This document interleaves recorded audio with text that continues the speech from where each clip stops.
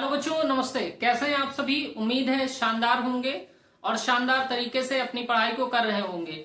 बच्चों, मैं आपका भाई नीरज यादव स्वागत करता हूं आपके अपने परिवार तैयारी विद नीरज में। बच्चों, लास्ट क्लास को हुए गैप काफी हो गया है। कुछ अव्यवस्थाएं थी जिस कारणवश आपसे मुलाकात नहीं हो पा रही थी। अभी रेगुलर आपकी क्लासेस चलेंगी। बच्चों, लास्ट क्लास में हम लोगों ने एक्सरसाइज 1.1 कंप्लीट कर लिया था।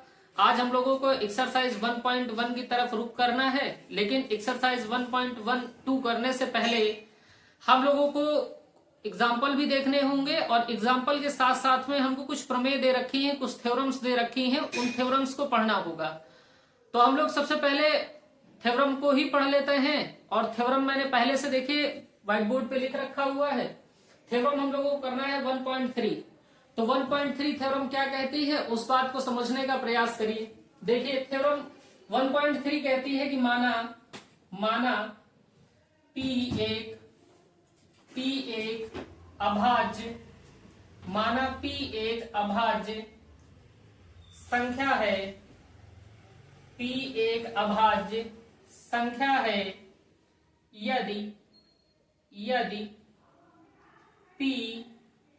यदि P ए स्क्वायर को विभाजित करती है तो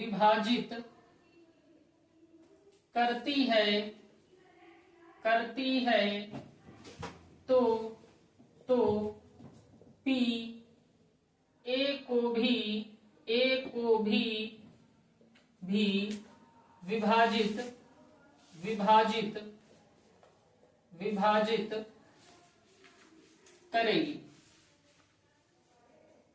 करेगी जहां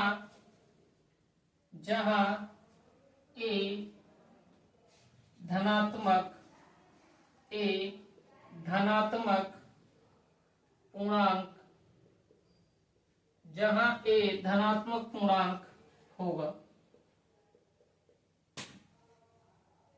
बच्चों, ये हमारा कथन दिया हुआ कह रहा है कि अगर P एक अभाज्य संख्या है और यदि P ए स्क्वायर को विभाजित करती है तो P ए को भी विभाजित करेगी, जहां जो हमारा ए रहेगा वो बेटा धनात्मक पूर्णांक रहेगा। अब उदाहरण के माध्यम से समझिए थ्योरम कहना क्या चाहती है। उदाहरण देख लीजिए बच्चों।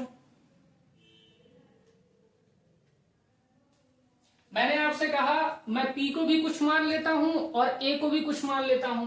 मैंने कहा, पहला उदाहरण आप देखिए, मैंने कहा यदि हमारे पास P की वैल्यू जो है वो 5 दे रखी है, हमारे पास जो P की वैल्यू दे रखी है वो 5 दे रखी है, और बेटा जो A की वैल्यू हम लोगों ने माना है वो 25 मान लिया है। A की वैल्यू हम लोगों ने क्या मान लिया है? 25। तो अकॉर्डिंग टू द थ्योरम, प्रमेय के अनुसार क्या है कि P ए स्क्वायर को विभाजित करेगी, तो बेटा ए स्क्वायर को P विभाजित करेगा, और हमारे पास A की जो वैल्यू है वो कितनी दे रखी है? तो आप कहेंगे A की वैल्यू 25 दे रखी है, 25 का हमने स्क्वायर कर दिया, अपॉन में P लिखा है, P की वैल्यू कितनी है? तो आपने कहा 5 है। अब 25 का स्क्वायर बच्चों हम लोग जानते हैं 25 का स्क्वायर 625 होता है। 625 5 को विभाजित करेगा, काट लीजिए, 5 एकम 5 हो गया, 5 एकम 5, 1 बचेगा, 12 हो गया, तो 5 दूनी 10 हो गया, 2 बचेगा, 25 हो गया, 5 पंचे 25 हो गया। तो ये बेटा विभाजित हो रहा है 125 बार।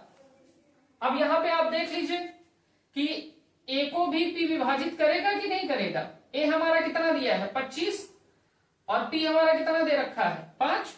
तो 5 एकम 5, 5 पचे 25, विभाजित हो रहा है। ठीक है ना बात? बच्चों, एक दूसरा उदाहरण देख लीजिए। दूसरा उदाहरण देखिए। दूसरे उदाहरण में हम लोग मान लेते हैं P की कुछ वैल्यू और A की कुछ वैल्यू। हमने मान लिया P की वैल्यू बेटा 3, A की वैल्यू हमने मान लिया बेटा 9। तो हमसे क्या कह रहा है कि ए स्क्वायर को P विभाजित करेगा। A की वैल्यू बच्चों कितनी है? 9। तो 9 का आप कर दीजिए स्क्वायर, बेटा P की वैल्यू कितनी है? 3। 9 का स्क्वायर आप कर देंगे 81 हो जाएगा बच्चों, और यहाँ 3 रहेगा, 3 एकम 3 हो गया, 3 दूनी 6 हो गया आपका, 2 बचेगा, 3 सत्ते 21 हो जाएगा, तो 27 बार विभाजित होगा। तो कह रहा A बाई P भी निकालिए, A को P विभाजित करेगा ना, तो a की वैल्यू कितनी दे रखी है, 9 दे रखी, तो आपका 9 हो गया। p की वैल्यू 3 दे रखी है, 3 हो गया, तो 3 एकम नाम 3, 3 3 9, तो 3 बार विभाजित हो रहा। तो बच्चों बात आपको समझ में आ गई। अगर कहीं भी कह रहा है कि p एक अभाज्य संख्या है, वो a स्क्वायर को विभाजित करती है, तो a को भी p विभाजित करेगा, यही इस थ्योरम का कहने का मतलब है। और जहां a क्या होगा, कोई भी धनात्मक पूर्णांक रहेगा। बच्चों इसके बाद थ्योरम हम लोग देख लेते हैं 1.4, थ्योरम 1.4 देख लेते हैं हम लोग।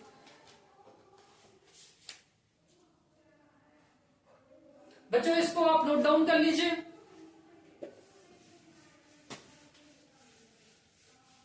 मैं इसको इरेज कर दे रहा हूं।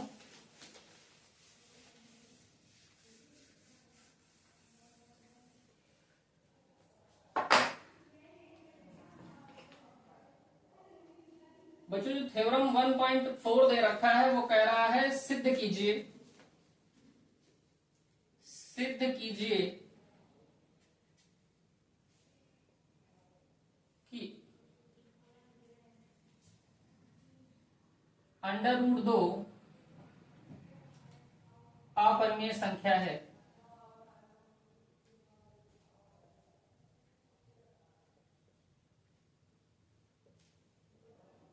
ये आपको सिद्ध करके दिखाना है। ये थ्योरम भी है बेटा, और ये डायरेक्ट क्वेश्चन भी आता है। इस पे आप इंपॉर्टेंट की पावर इनफाइनाइट लिख लीजिए। इस टाइप का क्वेश्चन बेटा फेवरेट क्वेश्चन है और हर बोर्ड में पूछा जाता है। अब ये क्वेश्चन बेटा देखिए, यहां पे कह रहा √2, लेकिन ये सिंगल इसी टाइप से नहीं आता है, ये 3 टाइप से क्वेश्चन पूछा जाता है। मैं तीनों टाइप आपको पहले दिखाई दे रहा हूं, उसके बाद एक एक टाइप हम लोग पढ़ लेंगे। आपका यहां टाइप फर्स्ट हो जाएगा, यहां बच्चों टाइप सेकंड हो जाएगा, यहां आपका टाइप थर्ड हो जाएगा। बेटा एक तो क्वेश्चन सिंपल आपसे पूछा जाता है √x type, √x type. √x type का मतलब क्या है, सिंपल आपसे पूछा जाएगा √2 अपरिमेय सिद्ध कर दीजिए, √3 आप अपरिमेय सिद्ध कीजिए, √5 आप अपरिमेय सिद्ध कर दीजिए, √11 आप अपरिमेय सिद्ध कर दीजिए, √13 आप अपरिमेय सिद्ध कर दीजिए। जहां x आपका क्या रहेगा, कोई भी अभाज्य संख्या रहेगी, उसी को कहेगा कि अपरिमेय सिद्ध कर दीजिए। दूसरा टाइप बच्चों जो आपसे पूछा जाएगा, दूसरा टाइप जो आपसे पूछ लिया जाएगा वो इस टाइप से पूछ लिया जाएगा 1/√2, 1/√2 को आप सिद्ध कर दीजिए कि ये संख्या आपकी कैसी है, अपरिमेय है। तीसरे टाइप में आपसे पूछ लिया जाएगा बच्चों, क्या देगा 3 - √5 एक अपरिमेय संख्या है, 3 - √5 एक अपरिमेय संख्या है। तो ये 3 टाइप से पूछा जाता है। और सबसे इंपॉर्टेंट टाइप जो है ये है, सबसे इंपॉर्टेंट टाइप फर्स्ट है। टाइप फर्स्ट है हर बोर्ड में और हर आपको प्रश्न पत्र पे क्वेश्चन देखने को मिलेगा। तो सबसे पहले हम लोग टाइप फर्स्ट सीख लेते हैं, फिर टाइप सेकंड और टाइप थर्ड भी सीख लेंगे। तो टाइप फर्स्ट आप सीखिए बच्चों।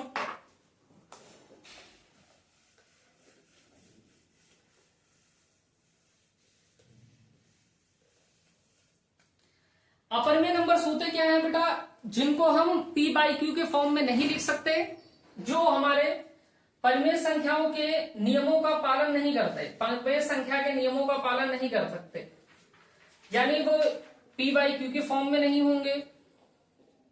सेकंड पॉइंट क्या है, या फिर q does not equal to 0 नहीं होंगे, या फिर हम कहेंगे p और q पूर्णांक नहीं होंगे। इन 3 में से कोई एक नियम भी फॉलो अगर नहीं कर रहे हैं तो नंबर परिमेय ना हो के क्या हो जाते हैं, अपरिमेय हो जाते हैं। हम बच्चों इस क्वेश्चन को जो प्रूफ करने जा रहे हैं वो विरोधाभास मेथड से प्रूफ करने जा रहे हैं। मतलब हम जो कुछ मान के चलेंगे लास्ट में वो नहीं मिलेगा हमको, इसी मेथड को कहते हैं विरोधाभास मेथड। हम मान के चलेंगे कि हमारा जो नंबर है वो परिमेय है, लेकिन लास्ट में बेटा वो कैसा निकलेगा, अपरिमेय निकलेगा। तो इसी को कंट्राडिक्शन मेथड कहते हैं, विरोधाभास विधि कहते हैं। तो विरोधाभास के माध्यम से हम लोग सीखेंगे इस क्वेश्चन। देखिए, और बच्चों फिक्स स्टेप का क्वेश्चन है, फिक्स स्टेप यही सेम आपको लिखने हैं। प्रूफ आप देखिए इसका,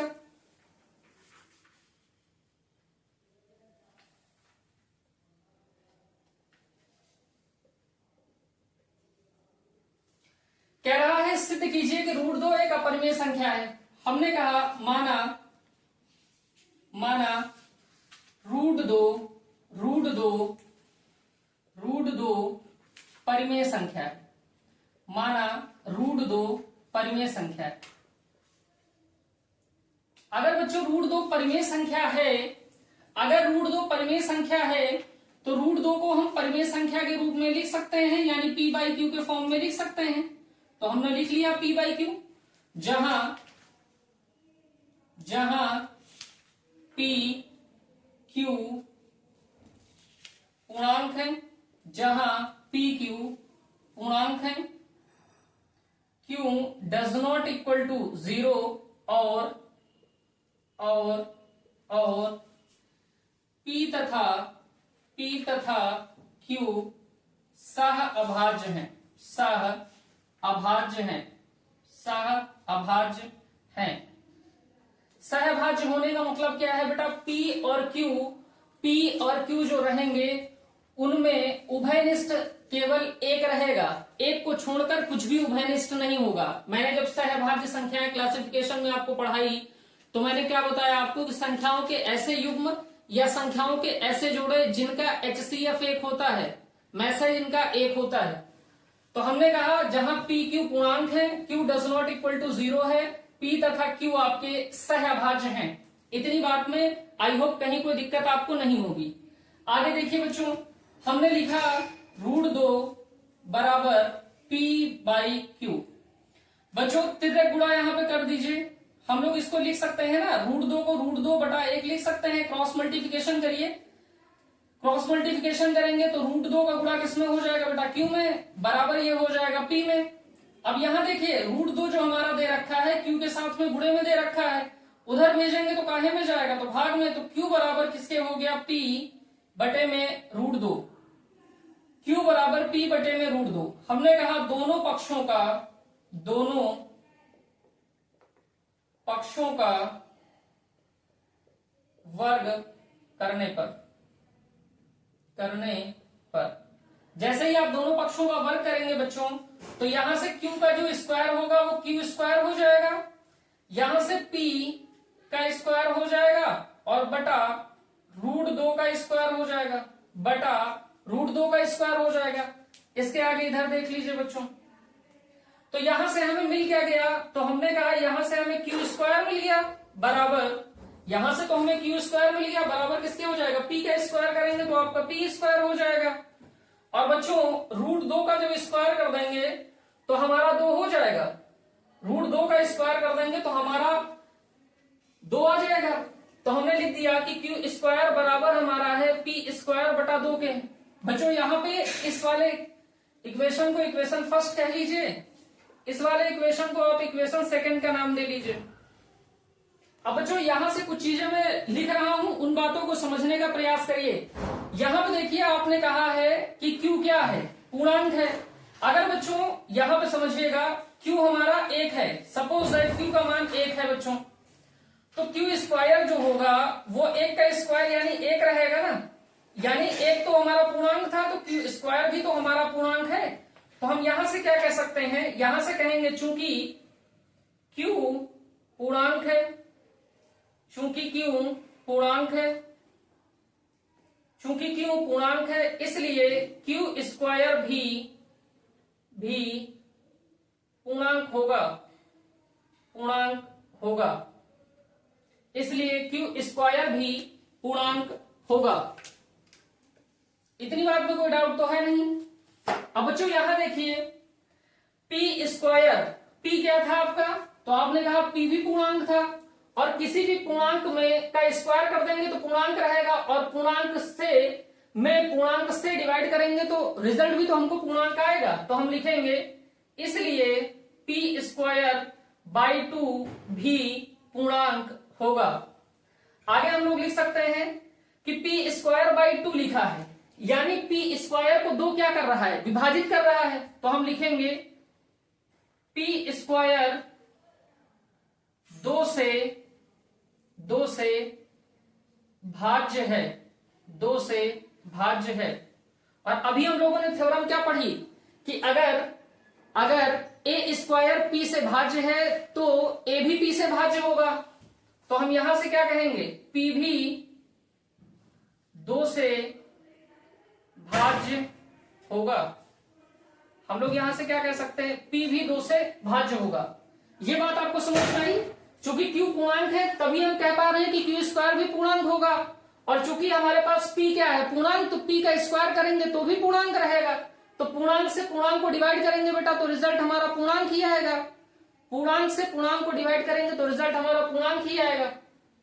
तो P स्क्वायर बाई 2 भी पूर्णांक हो गया। तो P स्क्वायर 2 से भाज्य है तो P भी 2 से भाज्य होगा। ये हम लोग लिख रहे हैं थ्योरम से।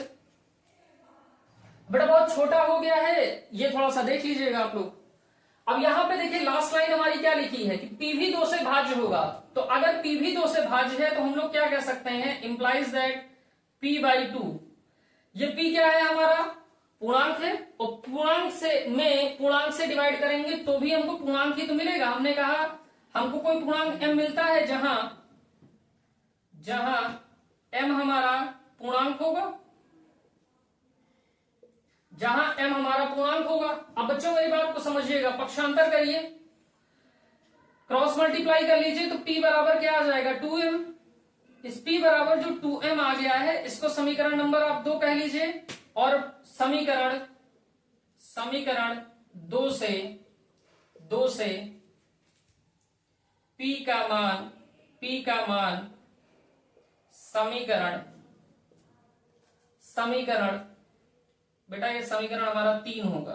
तो हम लोग क्या लिखेंगे, समीकरण 3 से P का मान समीकरण 2 में रखने पर, तो जैसे ही मान आप रखोगे तो क्या हो जाएगा, Q स्क्वायर तो पहले से ही था, P का मान कितना है 2m, तो ये 2m का स्क्वायर हो जाएगा, और बटे में कितना है बेटा 2।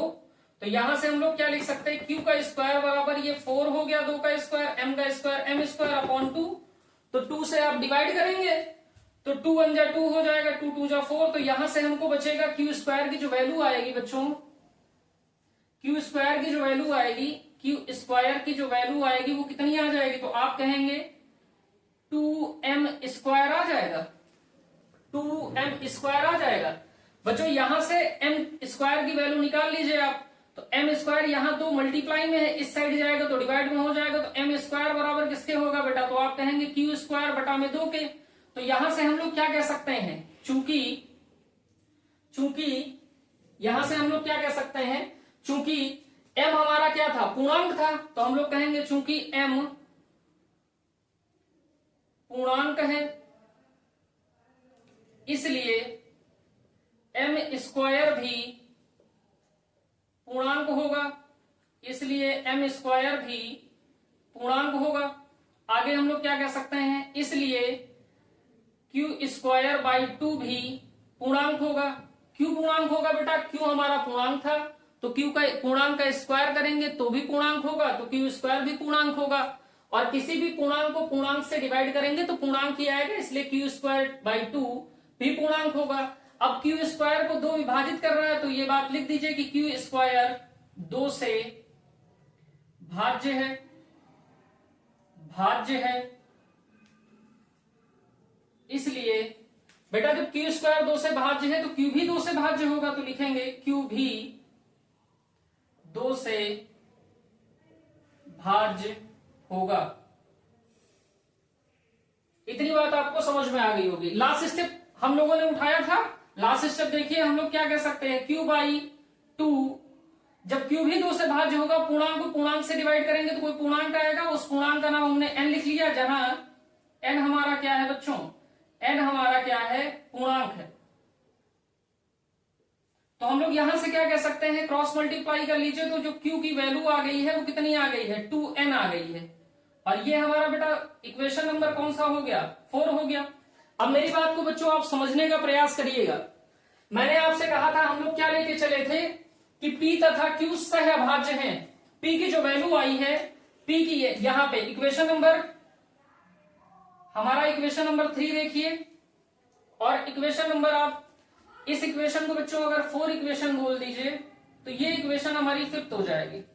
इक्वेशन नंबर 3 देख लीजिए और इक्वेशन नंबर 5 देख लीजिए, तो हम कह सकते हैं कि P की वैल्यू यहाँ पे कितनी दे रखी है, 2m दे रखी है, और जो Q की वैल्यू दे रखी है वो 2n दे रखी है। बच्चों यहाँ पे देखिए, हमने आपको सहभाज्य बताया था ना कि P और Q हमारे क्या होंगे, सहभाज्य होंगे। लेकिन यहाँ देखिए, सहभाज्य होने का मतलब था कि दोनों में हमको एक ही कॉमन मिलता, लेकिन यहाँ पे दो कॉमन मिल रहा है, यानी P और Q हमारे क्या है, सहभाज्य नहीं है। जब सहभाज्य नहीं है तो ये हमारी जो हम मान के चले थे परिमेय संख्या, तो परिमेय संख्या है नहीं। अब परिमेय संख्या नहीं है तो संख्या बेटा क्या होगी, अपरिमेय संख्या होगी। अब बच्चों मेरे पास जगह की बड़ी शॉर्टेज हो रही है, तो आप इधर थोड़ा सा नोट डाउन कर लीजिए, इस साइड आप नोट डाउन कर लीजिए, तो फिर मैं इसको आगे कर देता हूं।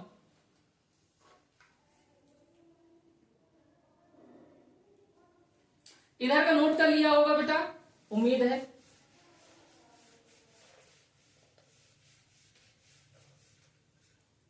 तो हमारे पास बेटा इक्वेशन नंबर 3 और इक्वेशन नंबर 5 से हम क्या कह सकते हैं, हम लिखेंगे समीकरण तीन तथा समीकरण 3 तथा 5 से स्पष्ट है कि P तथा Q का उभयनिष्ठ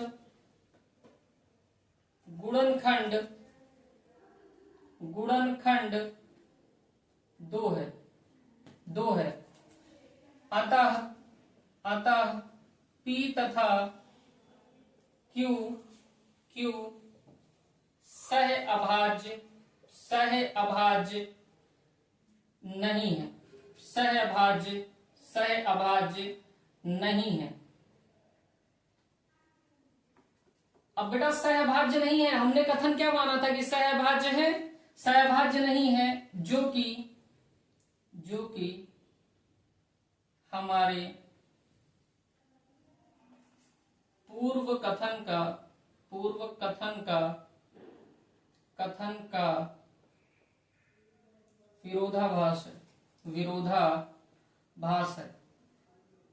विरोधाभास है। अतः √2 परिमेय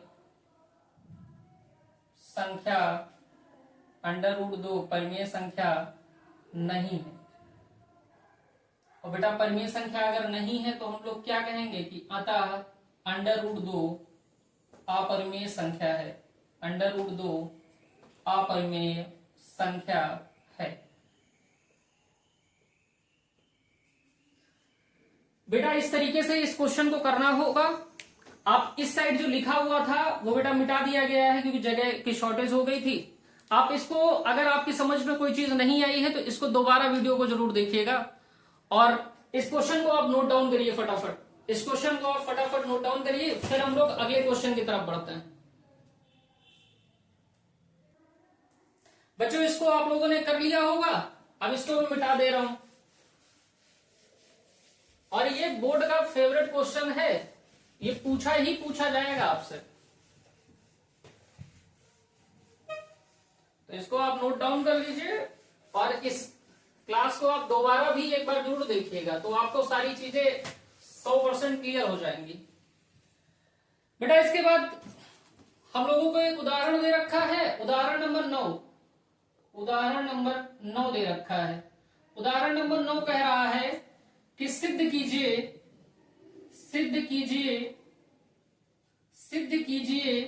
कि √3 अपरिमेय संख्या है। √3 अपरिमेय संख्या है।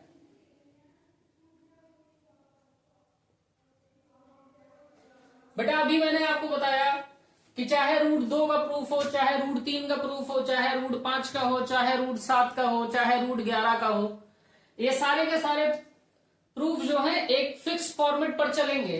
अभी मैंने करके दिखाया है। अगर किसी को रत्ती भर भी डाउट उस पर रह गया है तो इस बार आप चीजों को 100% पकड़ने का प्रयास करिएगा। बच्चों देखिए जगह की शॉर्टेज पड़ गई थी तो इसलिए मैं क्वेश्चन को ही मिटा दे रहा हूं, और डायरेक्ट हम लोग सोल्यूशन से स्टार्ट करेंगे। मैं ये सब चीजें मिटा दे रहा हूं और यहीं से हम लोग स्टार्ट करेंगे। मैंने आपको फर्स्ट लाइन क्या कहा था कि हम लोग विरोधाभास विधि से इसको हल करेंगे। अब ये 9 नंबर है, आपके लिए मैं लिख दे रहा हूं। हम लोग क्या कहेंगे, माना रूट तीन परिमेय संख्या है। माना रूट 3 परिमेय संख्या है। अगर बच्चों रूट 3 परिमेय संख्या है तो इसको परिमेय संख्या के फॉर्मेट पे लिखिए, रूट 3 बराबर P/Q।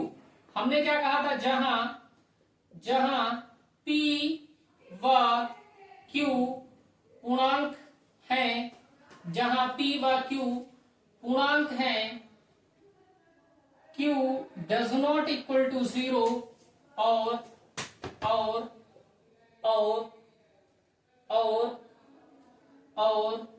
P और P तथा Q सह अभाज्य हैं। मैंने कहा बच्चों, माना √3 एक परिमेय संख्या है। अगर परिमेय संख्या है तो उसको P/Q के रूप में लिख सकते हैं। PQ जहां क्या होंगे, पूर्णांक होंगे, Q does not equal to 0 होगा और P और Q बेटा सिंपलेस्ट फॉर्म में होंगे, यानी सहभाज्य होंगे, इनमें कुछ भी उभयनिष्ठ नहीं होगा। बेटा √3 बराबर P/Q। हम यहां से कह रहे हैं कि आप इसका तिर्यक गुणा कर लीजिए, इसके बटे में 1 लिखा जा सकता है। 3 का √3 में Q का मल्टीप्लाई कर दीजिए और P में 1 से गुणा कर दीजिए। इतनी बात आपको कहीं से कोई समस्या नहीं होगी। Q के साथ √3 गुणे में है, P के बटे में चला जाएगा, इधर गुणे में है तो उधर जाके भाग में जाएगा, तो ये बेटा हो गया √3। अभी इतनी बात पे कहीं कोई समस्या आपको होगी नहीं। बच्चों इस इक्वेशन को मैंने कहा है आपसे कि इसको इक्वेशन नंबर फर्स्ट आप हमेशा मान लीजिएगा। अब हम क्या करेंगे, Q बराबर P/√3 हो गया। दोनों पक्षों का वर्ग करने पर, आप दोनों पक्षों का वर्ग कर दीजिए, तो बेटा जैसे ही वर्ग करेंगे तो Q स्क्वायर हो जाएगा और P का वर्ग करेंगे बेटा तो P स्क्वायर हो जाएगा और √3 का स्क्वायर करेंगे बच्चों तो 3 हो जाएगा। अब आपको इतनी बात में कहीं कोई डाउट होगा नहीं, इतनी बात में कहीं कोई डाउट आपको नहीं होगा। बच्चों मैंने अभी आपसे कहा कि Q आपका क्या है, तो आपने कहा सर Q हमारा पूर्णांक है, तो हम लिखेंगे चूंकि Q पूर्णांक है, चूंकि Q पूर्णांक है।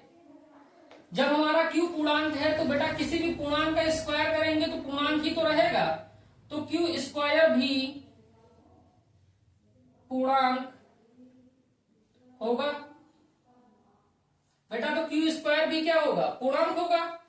बेटा Q स्क्वायर पूर्णांक होगा, इधर देखिए P भी आपका पूर्णांक है, तो P का जो स्क्वायर होगा वो भी पूर्णांक होगा और पूर्णांक से पूर्णांक को डिवाइड करेंगे तो रिजल्ट भी तो आपको पूर्णांक ही मिलेगा। तो हम कहेंगे चूंकि इसलिए P²/3 भी पूर्णांक होगा। आगे देखिए बच्चों, आगे देखिए आप, जब P²/3 भी पूर्णांक होगा बच्चों, P² 3 से विभाजित भी तो हो रहा है, तो हम लिखेंगे इसलिए P² 3 से भाज्य है। और बेटा प्रमेय के अनुसार हम लोगों ने क्या पढ़ा, अगर P² 3 से भाज्य है तो P भी 3 से भाज्य होगा, तो हम लोग लिखेंगे इसलिए P भी 3 से भाज्य होगा। इतनी बात में बेटा आपको कहीं कोई समस्या होगी नहीं, इतनी बात में कहीं आपको कोई समस्या होगी नहीं। इस वाले इक्वेशन को बच्चों इक्वेशन नंबर 2 का नाम दे दीजिए। और लास्ट टर्म हमारे पास क्या है, P भी 3 से भाज्य होगा, तो हम लिखेंगे P/3 बराबर M के। यानी P को 3 से जब विभाजित करेंगे बेटा तो रिजल्ट हमें कोई पूर्णांक ही तो मिलेगा। P को 3 से विभाजित करेंगे तो रिजल्ट हमें कोई पूर्णांक मिलेगा, जहां M क्या है आपका बच्चों, पूर्णांक है। जहां M आपका क्या है, पूर्णांक है। अब आप यहां से क्या कहेंगे बेटा, P/3 इक्वल टू m दे रखा है। ये 3 यहां बेटा भाग में है, इधर भेज देंगे, आप गुणे में चला जाएगा तो P बराबर हो जाएगा 3m के।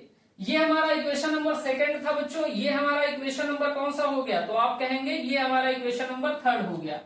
थर्ड से P का मान उठा के बेटा सेकंड में रख दीजिए, तो आप लिखेंगे P का मान समीकरण 3 से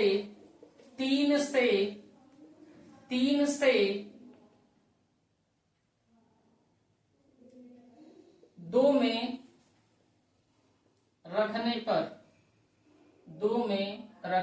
पर बेटा समीकरण 2 हमारा क्या दे रखा है, क्यू स्क्वायर बराबर पी का स्क्वायर। पी की वैल्यू बेटा 3m है, तो 3m का स्क्वायर अपॉन में कितना हो गया 3।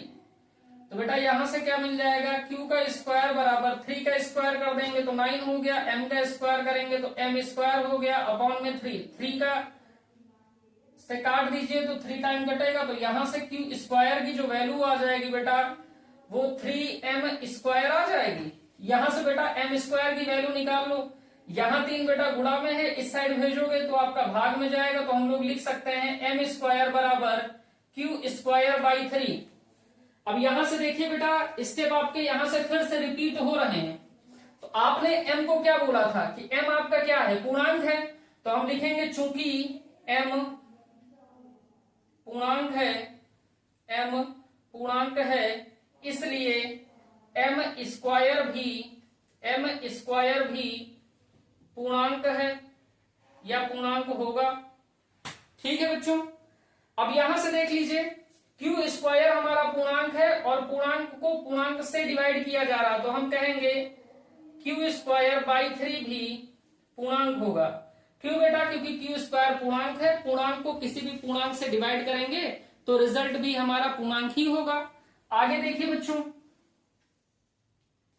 क्यू स्क्वायर बाई 3 पूर्णांक है, तो क्यू स्क्वायर बाई 3 का मतलब क्या है कि क्यू स्क्वायर 3 से विभाजित है, तो हम लोग लिख सकते हैं इसलिए क्यू स्क्वायर 3 से भाज्य है।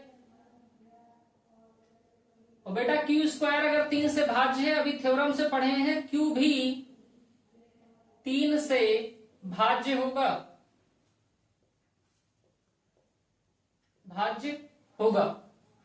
अभी लास्ट स्टेप आपके पास क्या बचा है कि क्यू भी 3 से भाज्य होगा, तो हम लोग लिख सकते हैं क्यू बाई 3। क्यू क्या है, पूर्णांक, पूर्णांक से पूर्णांक को डिवाइड करेंगे तो रिजल्ट भी हमको एक पूर्णांक मिलेगा, हमने उसको मान लिया n। और जहां n हमारा क्या है, बच्चों पूर्णांक है, तो हम लोग क्रॉस मल्टीप्लाई कर लेंगे तो q बराबर कितना आ जाएगा बेटा, 3n आ जाएगा। और हम इस इक्वेशन को बेटा इक्वेशन नंबर 4 बोल दे रहे हैं, और ये जो हमारी इक्वेशन हो गई इसको हम लोग बच्चों इक्वेशन 5 बोल दे रहे हैं। अब यहां पे देखने का प्रयास करिएगा, इक्वेशन नंबर ये आपका बेटा 3 है और ये बच्चों 5 है। हम लोग मान के क्या चले हैं कि P तथा Q सह अभाज्य हैं, लेकिन यहां देखिए P बराबर हमारा निकल के आया 3m और जो Q आया है बेटा वो 3n निकल के आया है। यहां सहभाज्य होने का मतलब है कि एक को छोड़ के कुछ भी उभयनिष्ठ नहीं मिलना चाहिए, लेकिन यहां पे देखिए उभयनिष्ठ हमको कितना मिल रहा है, 3 मिल रहा है। यानी जो हम एज्यूम करके चले हैं वो हम गलत एज्यूम करके चले हैं, तो उसी को लिखेंगे बच्चों, उसी को लिखेंगे। हम लोग लिखेंगे समीकरण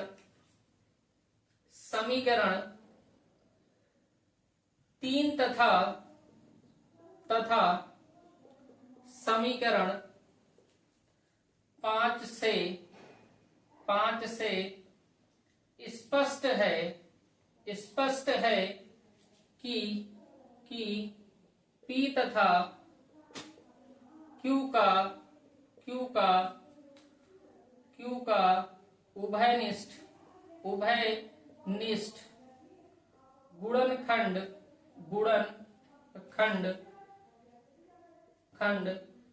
3 है। P तथा Q का जो उभयनिष्ठ गुणनखंड है बच्चों वो 3 है। अतः P तथा Q सह अभाज्य, सह अभाज्य नहीं है। और बच्चों P तथा Q सहभाज्य नहीं है। हम क्या मान के चले थे? P तथा Q सहभाज्य हैं। तो जो कथन हम मान के चले हैं उस कथन का तो विरोधाभास आ गया ना। हम कहेंगे जो कि पूर्व कथन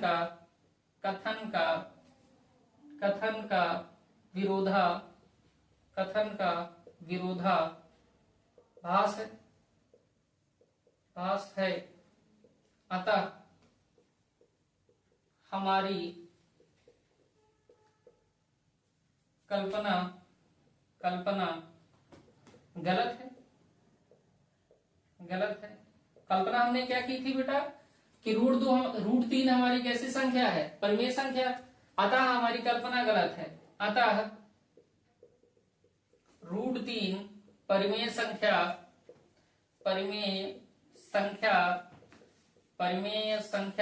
नहीं है। अतः √3 अपरिमेय संख्या है।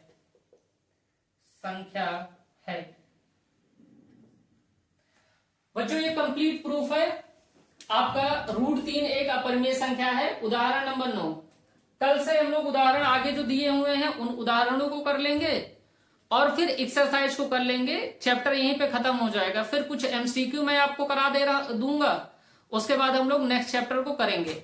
बच्चों आज की क्लास हम लोग यहीं तक रखते हैं। क्लास अगर आपको पसंद आती है तो अपने दोस्तों मित्रों के साथ साझा करिए। आज की क्लास यहीं तक। आज के लिए जय हिंद।